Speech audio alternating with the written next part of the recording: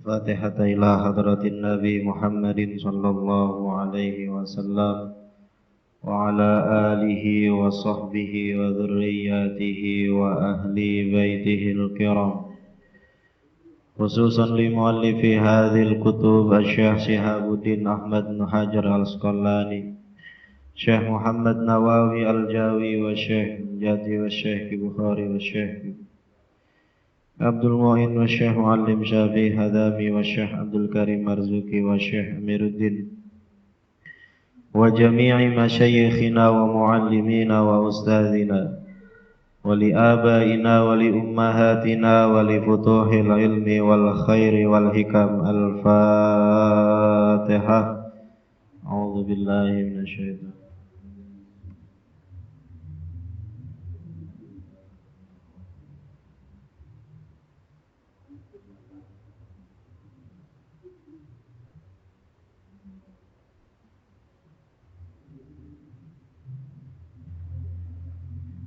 Bismillah walhamdulillah, salatu wassalamu ala rasulillah Sayyidina Muhammad ibn Abdillah wa alihi wa sahbihi wa mawala, la hawla wa la quwwata illa billah. Wa'lamu anna an-nabiyya sallallahu alaihi wasallam qala la yanbaghi lil-'alimi an yaskuta bi ilmihi wa la lil-jahili an yaskuta bi jahlihi. وبالسند المتصل الإمام المؤلف رحمه الله تعالى وأدام النفع به وبعلومه في الدارين آمين. قال رب اشرح لي صدري ويسر لي أمري واحلل عقدة من لساني يفقهوا قولي. رب اشرح لي صدري ويسر لي أمري واحلل عقدة من لساني يفقهوا قولي. رب اشرح لي صدري ويسر لي أمري بجاه سيدنا محمد sallallahu alaihi wasallam. Para jamaah yang dimuliakan Allah subhanahu wa ta'ala, mari kita lanjutkan kajian kita, yaitu makalah yang ke-13. Bismillahirrahmanirrahim. Qala al-muallifu rahimahullahu ta'ala, wal maqalatu tsalitsata asyarata. Adapun makalah yang ke-13, an Sufyan ats-Tsauri, yang datangnya daripada Sufyan ats-Tsauri rahimahullahu ta'ala, semoga Allah merahmatinya. Apa kata beliau?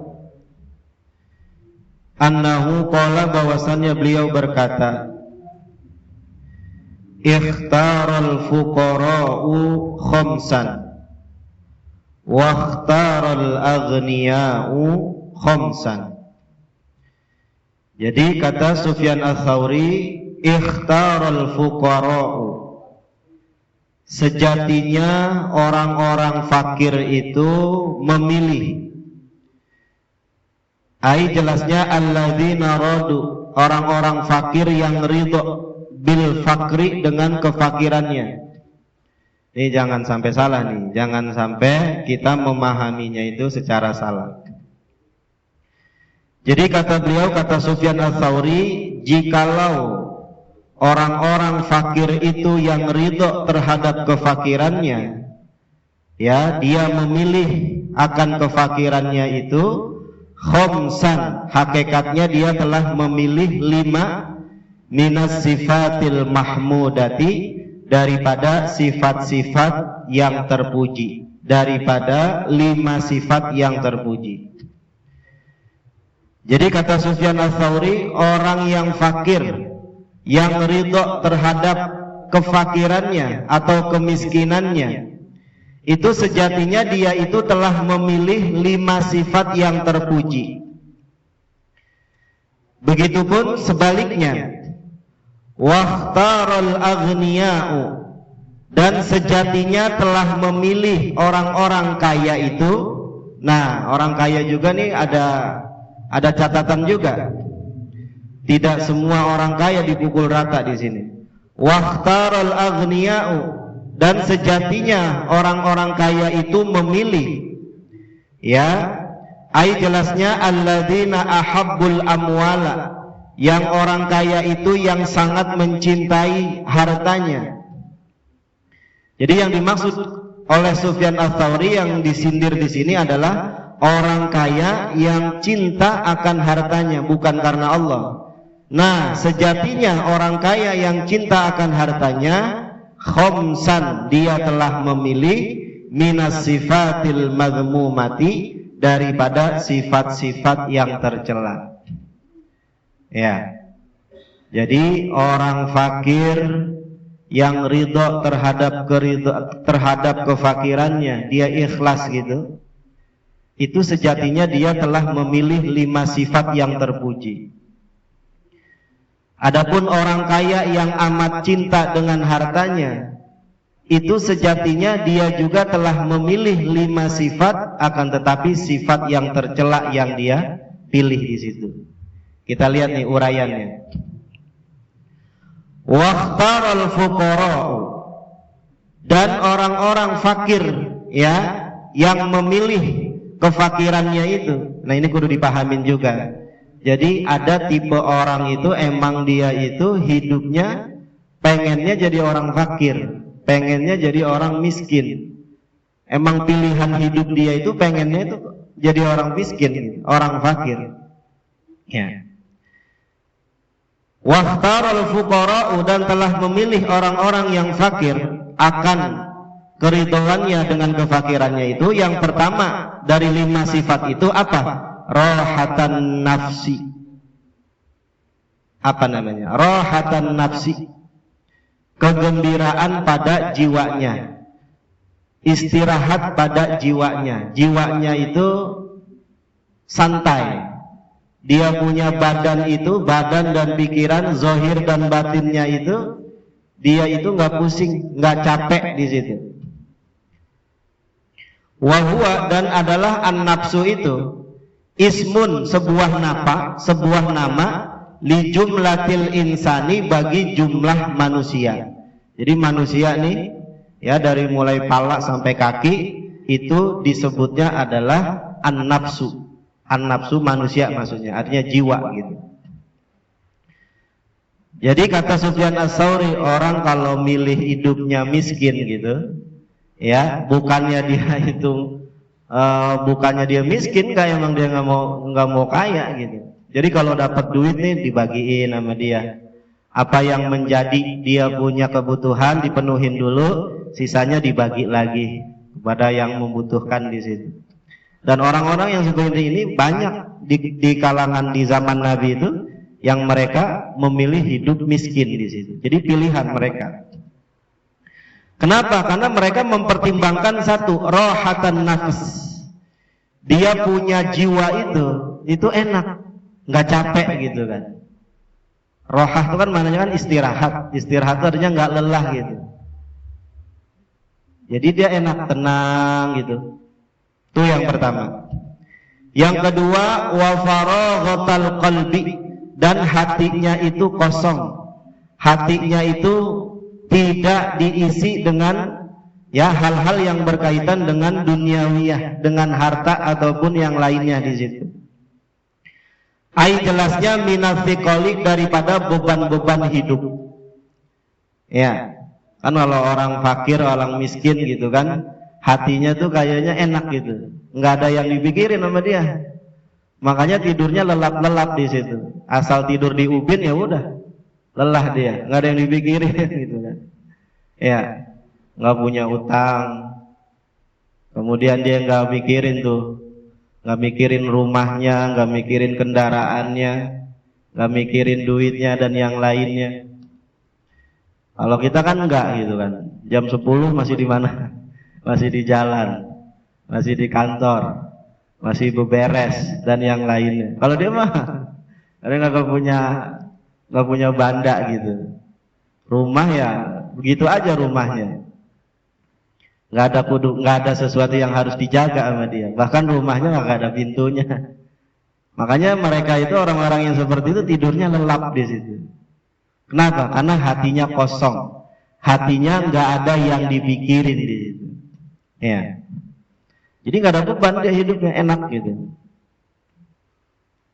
Kalau kita bini kagak ada, anak kagak ada, cicilan kagak ada, tapi pusing-pusing juga di situ. Nah, jadi orang-orang yang miskin itu, orang-orang fakir itu, kata Sufyan Ats-Tsauri, dia faraghatul qalbi, hatinya itu kosong, nggak ada beban hidup yang dia pikirin di situ. Karena Rasulullah sallallahu alaihi wasallam adalah Rasulullah sallallahu alaihi wasallam yaqul, Rasulullah itu senantiasa berdoa. Apa yang menjadi doa beliau? Allahumma inni as'aluka al-'aisha ar-rafi'a wal balal farigha. Allahumma ya Allah, inni sesungguhnya aku as'aluka al-'aisha ar-rafi'a, as'aluka aku memohon al-'aisha ar-rafi'a, kehidupan yang terhormat. Rafi' itu maknanya yang tinggi derajatnya. Jadi Rasul berdoa dalam doanya itu, ya Allah, jadikan kehidupan saya adalah kehidupan yang terhormat, bukan kehidupan yang terhina, bukan ya hidup yang nyusahin orang, bukan hidup yang selalu membebani orang, enggak. Jadi apa yang menjadi ya hajat dan keperluan dia selalu kau berikan ya Allah di situ. Itu namanya Aisyar Rafi', kehidupan yang terhormat di situ. Wal balal farigha, dan kondisi yang kosong, waktu atau keadaan yang kosong. Maksudnya apa? Maksudnya ya Allah, jadikan hidupku ini satu hidup yang terhormat, yang kedua segala waktu dan kesempatanku berikanlah kesempatan atau kondisi yang kosong. Maksudnya kosong apa? Kosong apabila dibutuhkan untuk ibadah. Waktunya sholat, kau luangkan ya hatiku ini, kau luangkan waktuku ini untuk ibadah kepadamu. Waktunya baca Quran, dia baca Quran. Waktunya dia ngaji. Ini kudu didoain, kudu minta sama Allah. Jangan sampai kesibukan kita ini itu bisa mengalahkan waktu-waktu kita untuk ibadah sama Allah di situ. Ya. Itu yang dimaksud dengan faraghul qalbi. Ya, orang yang kalau seandainya hatinya itu penuh dengan jadwal-jadwal dunia di situ, maka kesempatan untuk mendekatkan diri sama Allahnya sedikit di situ. Ya enggak? Besok hari Kamis kondangan 5 biji di situ. Mana jauh-jauh banget lagi. Dan gitu ditambah lagi nanti ada reuni dan yang lainnya gitu. Nah, itu kita belum hidup besok aja sekarang udah puyeng gitu kan. Kenapa? Karena banyak yang dipikirin. Apalagi besok Senin anak mau sekolah, ya kan, daftar ulang, yang kalau naiknya kelas 2 ataupun naik yang kelas 5, kelas 4. Kalau yang baru masuk itu kan lumayan tuh daftarnya. Belum lagi dia punya sepatu, belum lagi dia punya baju, yang SD ke SMP, yang SMP ke SMA. Banyak yang kita pikirin di situ, ya. Tapi kalau orang miskin lah, ya udah, kosong aja, udah nggak dipikirin. Jadi doa tuh minta sama Allah, Allahumma inni as'aluka al-'aisha ar-rafi' wal balal farigh. Ya Allah, aku memohon kepadamu kehidupan yang terhormat dan waktu yang luang untuk beribadah kepadamu. Jadi sesibuk apapun kita punya agenda, tapi kita selalu meluangkan waktu untuk ibadah kepada Allah Subhanahu wa ta'ala. Nah, ini yang disebut dengan orang yang istiqomah, orang yang sudah merasakan manisnya ibadah. Itu namanya orang istiqomah. Jadi orang kalau udah nikmat ibadah berarti udah istiqomah di situ. Tapi kalau masih belum istiqomah berarti belum nikmat di situ. Ya. Kemudian yang ketiga, wa ubudiyatar rabbi, dan dia senantiasa beribadah kepada Tuhannya. Kenapa ya? Karena nggak ada dunia di dalam kehidupannya. Kenapa? Karena dia hanya mencari apa yang menjadi kewajiban dia. Dia kerja aja udah, dia gojek tuh, dia gojek dapat duit cepet, ya kira-kira sehari cukup nggak buat makan? Cukup, ya udah pulang. Dia pulang, ya udah sisanya dipakai buat ibadah sama dia, baca Quran, ngaji dan yang lainnya. Itu seperti itu. Ya. Kemudian yang selanjutnya wahifatal hisabi, dan nanti kalau di yaumil hisab, ya di akhirat itu dihisabnya itu ringan, kagak lama, nggak banyak yang dihisab, yang dia punya cuman odol doang gitu. Ya sama kalau kita ke Alfa ataupun ke minimarket ataupun ke kita kemana, ya ke hipermarket ataupun yang lainnya. Kalau belanjaan kita banyak kan pasti kita ini bayarnya di kasirnya lama di situ. Nah kalau kita kan ke Alfa cuma beli odol doang sama sikat gigi. Iya. Ditanya sama kasirnya, ada lagi nggak Pak? Gitu. Nggak ada, ini doang duitnya. Gitu. Udah cukup. Tapi kalau yang banyak itu kan lama tuh di situ. Kemudian yaumal mahsyari, pada hari mahsyar, pada hari di mana kita dikumpulkan di padang mahsyar. Yang terakhir adalah wadarajatal ulya fil jannati, dan dia akan mendapatkan derajat yang tinggi ketika di surga. Biarin dah, sekarang saya nggak bisa makan sate di sini karena berat, harganya saya nggak nyanggup gitu. Ntar aja dah saya makan satenya di surga. Di surga mah enak, kagak bayar. Ntar saya beli mobilnya, ya naik mobilnya atau beli mobilnya di surga aja. Di sini soalnya saya nggak kuat. Tuh begitu tuh. Jadi dia lebih memilih ya level ataupun dia memilih kesenangan akhirat ketimbang kesenangan dunia di situ.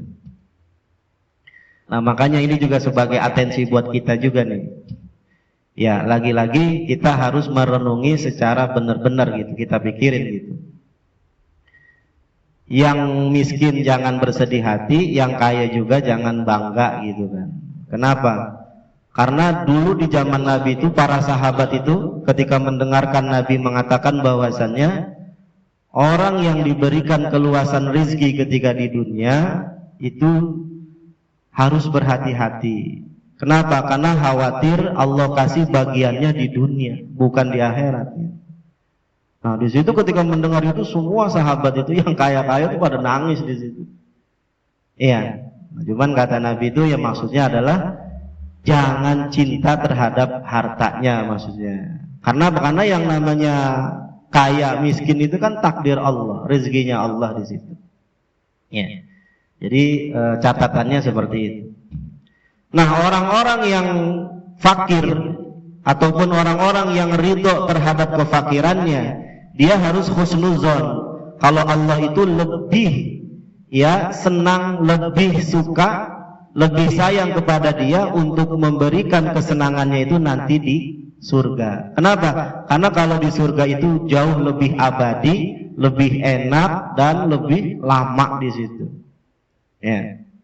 Kalau di surga kan ya nikmatnya nggak kayak di dunia. Kalau di dunia kan semakin kenikmatan itu, semakin benda itu kita nikmati, maka semakin hilang kenikmatannya, bosen. Tapi kalau di surga ya enggak. Makan itu sampai 70 tahun itu rasa enaknya belum hilang, masih nikmat.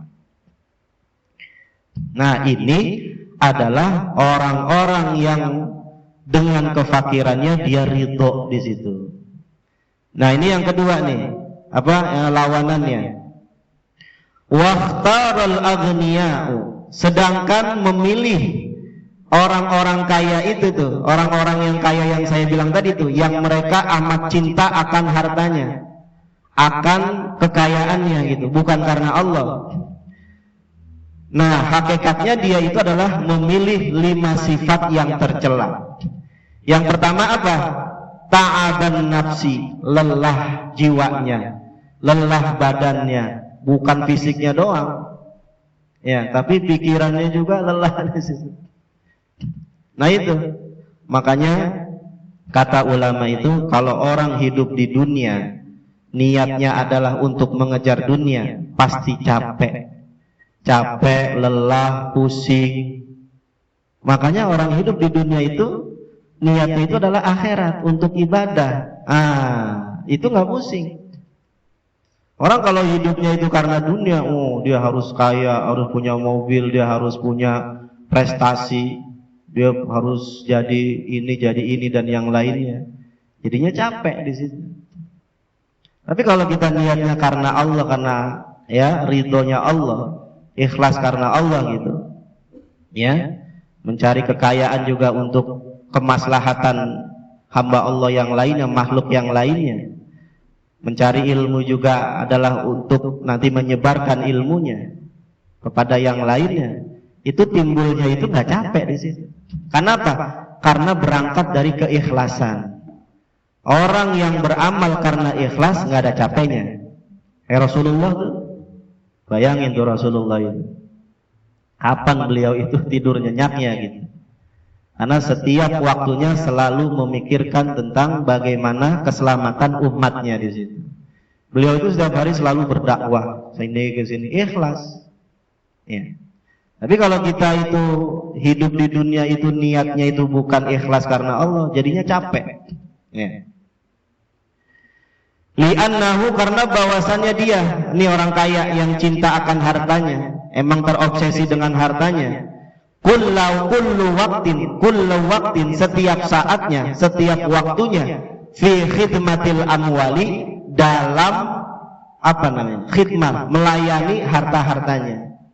Ya, ya kan, dihitung lagi duitnya, ya kan, kemudian dicek lagi yang di sono, yang di sini, yang cabang sini, cabang sono, ya, ntar dia survei ke sono, survei ke sini. Capek kalau niatnya adalah untuk kesenangan dunia, untuk harta. Tapi kalau karena Allah, niatnya ya Allah, saya ini mencari kekayaan ini agar saya satu bisa zakat, yang kedua saya bisa berbagi, bisa sedekah, bisa membantu ya manusia yang lainnya. Itu mah nggak capek. Kenapa? Karena ikhlas. Kalau ikhlas itu pasti nggak ada capeknya. Kemudian yang kedua, sifat yang buruk yang tidak terpuji, ya, yang kedua itu yang disebabkan oleh orang kaya yang cinta dunia, wasuhlal qalbi, dan sibuknya hati, pikirannya banyak, ya kan, pasti itu. Kalau tadi kan orang miskin kan tidurnya cepet ya, belum agak yang dipikirin. Kalau dia tidurnya terakhir gitu kan, kenapa? Karena dia harus lembur, apalagi akhir bulan gitu, dia harus mikirin gaji dan yang lain. Fi tafkiril amwali, dalam memikirkan harta-hartanya. Ya. Kemudian yang ketiga, wa ubudiyatad dunya, dan dia menjadi hambanya dunia, dikerjain sama dunia dia. Ya, sono sini, ketemu sini, ketemu sono. Ya. Kenapa? Karena faman ahabba syai'an, maka barang siapa yang mencintai sesuatu, fahuwa abduh, maka dia itu adalah jadi budaknya sesuatu. Orang yang cinta perempuan pasti dibudakin sama perempuan. Orang yang cinta sama motor dibudakin sama motor. Orang yang cinta sama jabatan dibudakin sama jabatan. Emang udah hukum sunnatullahnya seperti itu gitu. Tapi kalau kita cinta sama Allah, ya enggak. Kita justru jadi hambanya Allah. Kita apa-apanya itu selalu bersama Allah di situ. Ya. Kemudian yang keempat, wasyiddatal hisabi, dan akan berat hisabnya. Pemeriksaannya itu berat di situ. Kenapa? Bisa babil amwali, dengan sebab banyaknya dia punya harta. Ya, belanjaannya banyak itu kan. Belanjaannya banyak, diperiksain gitu. Ini apa aja dibeli. Wa man nuqisal hisaba, dan barang siapa yang dicek, ya dicek nih. Wah, ini nih. Ini kamu dari mana ini dapetinnya?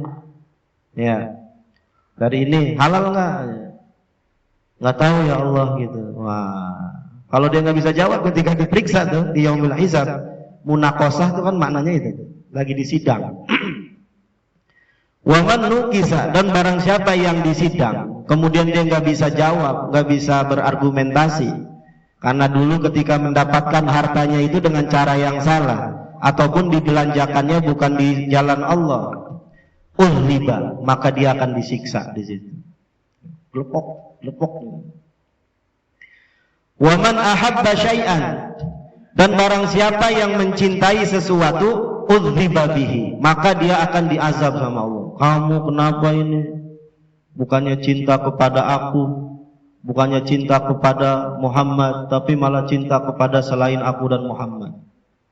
Kamu ini harusnya sembahyang subuh, kamu malah pergi kemana? Ya kan? Kamu ini yang seharusnya ngaji, ya kan? Tapi kamu malah bermain ini dan yang ini yang lain-lainnya di situ. Nanti sama Allah tuh setiap kecintaan kita terhadap yang selain Allah diazab sama Allah. Ya. Kenapa ini bisa melalaikan kamu dari ibadah di situ? Ya. Jadi sesuatu apapun yang kita cintai di dunia ini, itu nanti sama Allah diazab. Bukan diazab di akhirat doang, di dunia udah. Apa contohnya? Ya kita dibudakin sama sesuatu itu. Kita nih demen sama motor gitu kan. Kan sehari-harinya kita hidupnya di bengkel mulu kan. Bengkel ganti ini, ganti itu. Sehingga ketika ditanya gitu kan, ya, di mana ngaji nggak lagi di bengkel dan yang lainnya gitu kan. Ya. Kecuali sifatnya adalah yang sifatnya emang dalam artian yang di jalan Allah, itu nggak jadi masalah, menjadi wasilah ya kepada ketaatan sama Allah. Dan yang terakhir wadarajatas sufla, dan dia memilih derajat yang rendahan, level yang rendah. Kenapa? Wahiyat dunia, adalah dunia. Dia lebih memilih dunia ketimbang akhirat.